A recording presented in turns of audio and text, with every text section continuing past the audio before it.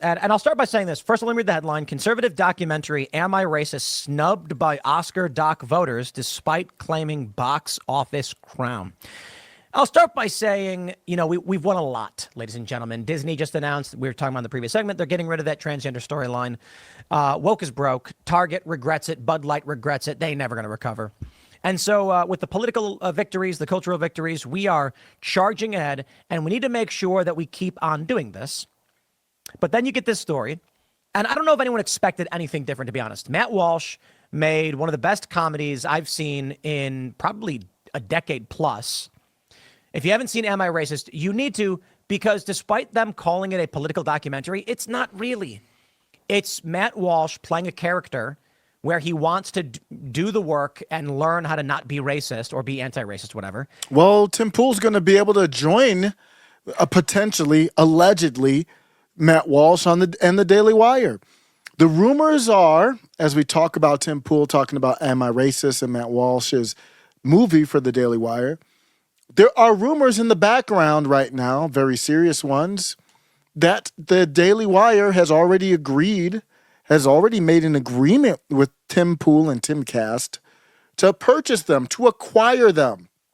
Tim Pool answered only as Tim Pool can with a muddled garden analogy.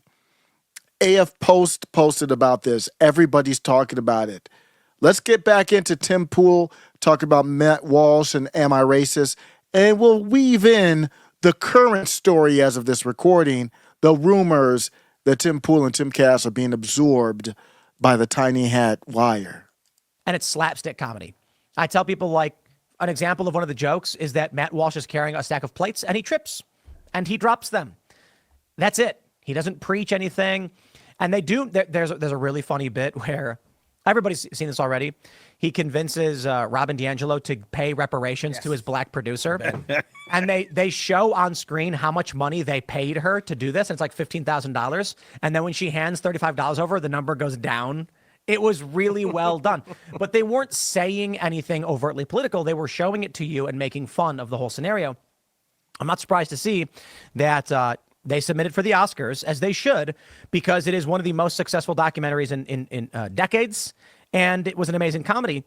And they say that Am I Racist, the controversial documentary that satirizes diversity, equity, and inclusion initiatives, failed to make the Oscar shortlist of nonfiction features today, despite earning more money at the box office than any other documentary this year by far. The Daily Wire does some good work. This is not to knock Matt Walsh even. Matt Walsh does really good work. I think he's secretly more based than he lets on. But the news is Tim Pool being absorbed by the Daily Wire. And in the background, allegedly, the Daily Wire was already a silent minority owner or investor over the last couple months. Here's the news, and here's why Tim Pool couldn't say anything else. I don't doubt that Matt Walsh's documentary was great, but here's why Tim Pool couldn't say anything else. Tim Pool is reportedly selling his entire Timcast operation to the Daily Wire effective January 1st, sources confirmed to Media Right News. One source told Media Right News that a Daily Wire employee has been questioning Timcast employees to determine whether they'll be terminated, while a second said it's unclear which employees will retain their positions. Timcast is going corporate. Sources spoke on the condition of anonymity due to concern of legal reprisals. They didn't want to get sued. It is also understood that Tim Pool is moving to Nashville. That would be a big story. And any employee retained will need to relocate after many were required to move to West Virginia to begin employment. You got to be grateful to be employed. And I have nothing but love for everybody over the Timcast compound and who he's worked with. He has surrounded himself with great, brilliant, smart people. But this is what happens in business. Stay till the end, and I'm going to tell you why this matters.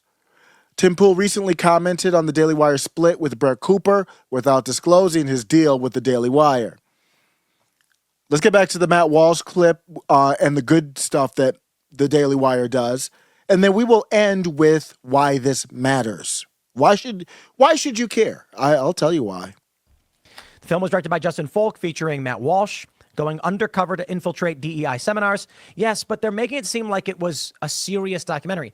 His character in the film, a caricature of himself, is trying to do the work to be anti-racist. There's a Matt Walsh fight scene. Wait. You guys have seen it, right? Yeah. I missed that. when they reenact Jussie Smollett with Matt Walsh and he's fighting the Macabros. Yes. Now that the movie's been out, I don't mind to spoil it, but it's unsurprising to see in Hollywood, in these institutions, they are still trying to say no. So what I'll say right now is we've had tremendous victories across the board. We now have to entrench everything we're doing as the institution. Now's the time where we have to Forward the line. Yes, but and specifically, we need ubiquity. Matt Walsh and Daily Wire attempted an Oscar makes sense. You want to infiltrate their institutions and say, hey, look, we play by the rules. We made a documentary. It made a lot of money. It was at the box office. What's the problem? Well, they say we don't want to have you because it's gatekeeping. I tell you, what you need now, because Democrats are going to do this, mark my words, they've got to put up billboards and TV commercials for Matt Walsh's show. His regular show. His regular show. Rumble needs to do this. Daily Wire needs to do this. We need to do this. Everybody needs to be doing this.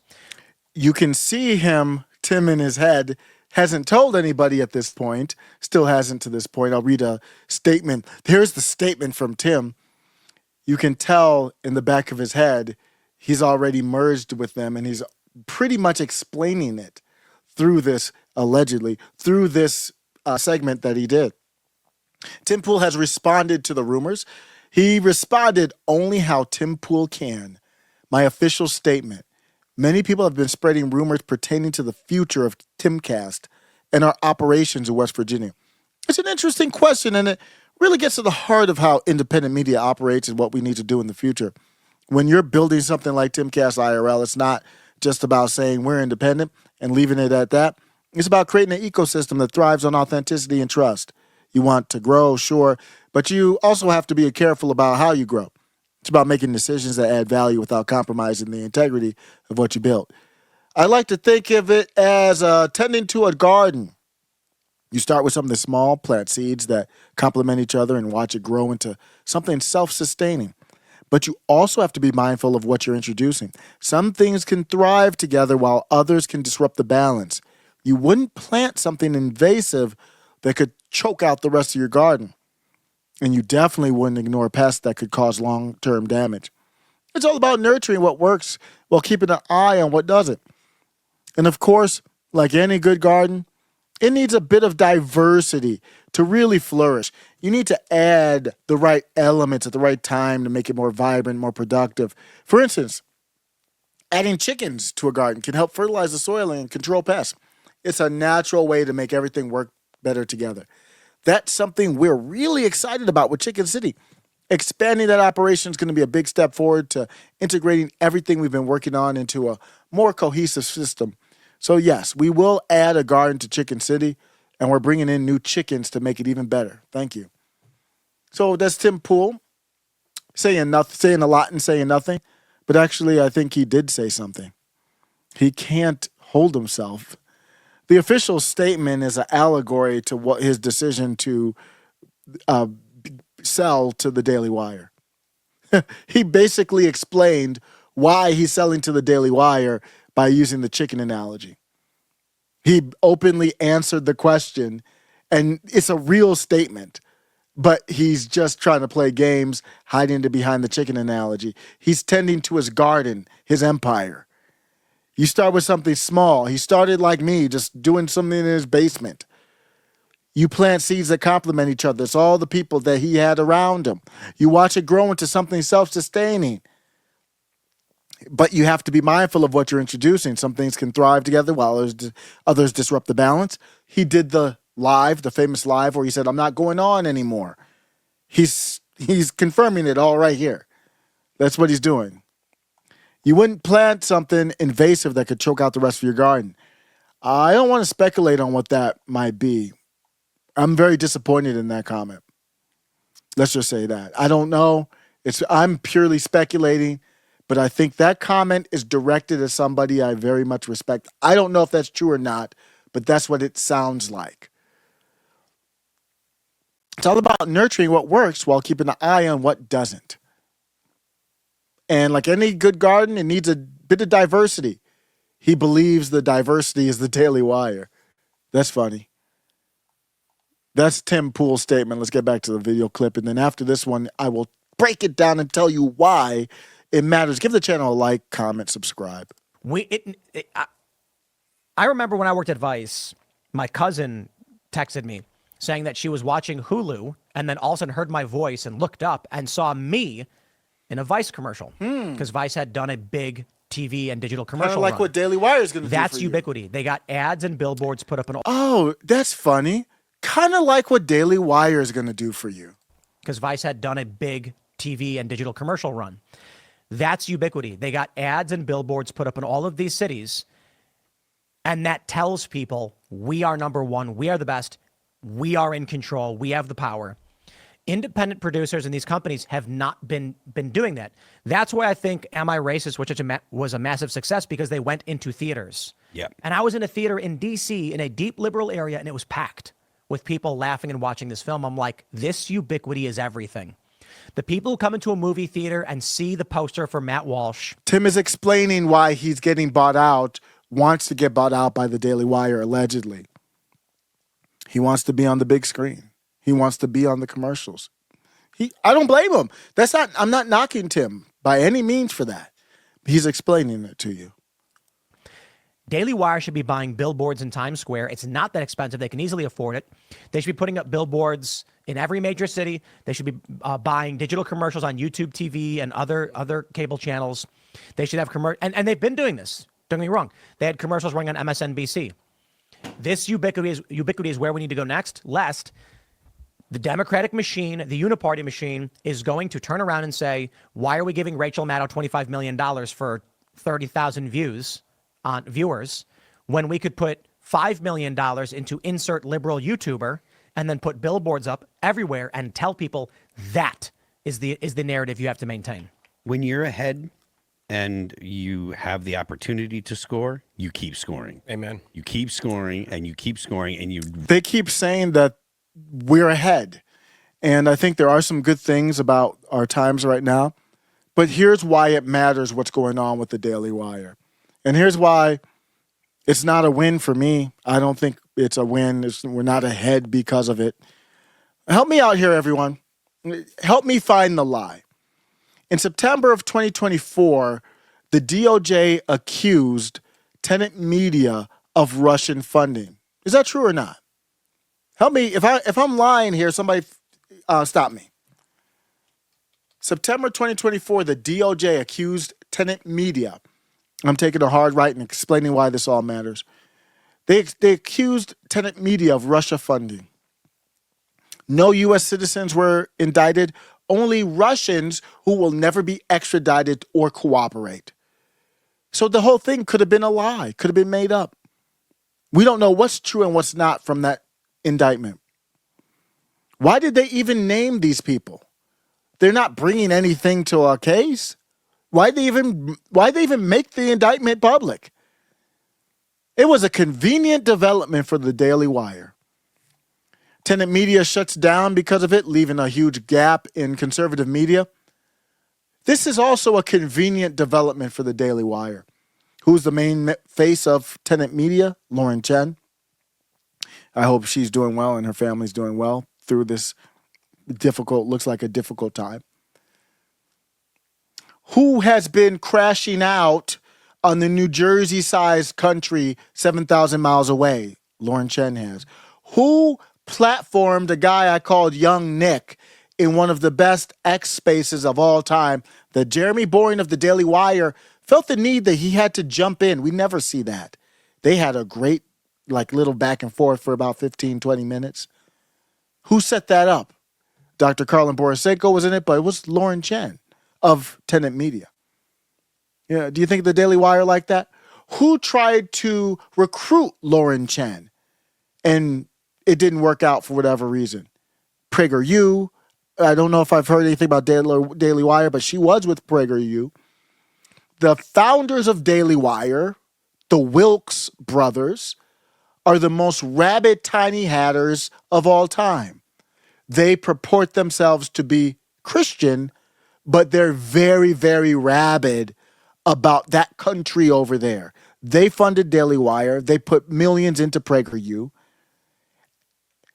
In April of 2024, YouTube retroactively pulled two of Tim Pool's biggest shows featuring Joe Rogan, Michael Malice, and Alex Jones.